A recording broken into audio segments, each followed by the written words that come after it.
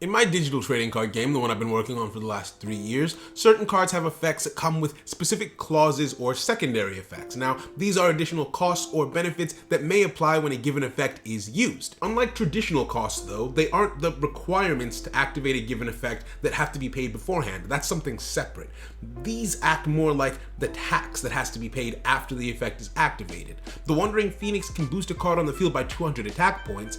The attached clause though states that the affected card becomes ignited and it can no longer attack directly. That's a secondary effect, which can usually be identified in brackets that follow the main effect. Now, initially, the primary and secondary effect went hand in hand, meaning that if the primary effect did not resolve, the secondary effect it just wouldn't resolve either. But I didn't like that. To me, at that point, it may as well have just been one long effect. So I decided that to make secondary effects more meaningful, I had to raise the stakes. Now, once an effect is activated, any secondary effect attached to it immediately applies on activation, whether the primary effect gets to resolve properly or not. So for example, if the Wandering Phoenix that I mentioned earlier fails to boost your attack by 200 for whatever reason, it would still ignite you. So now you have to play that much smarter when using cards like this. To balance that, I try and make the primary effects more meaningful if there's sort of a detrimental downside to the secondary effect. You know, high risk, high reward.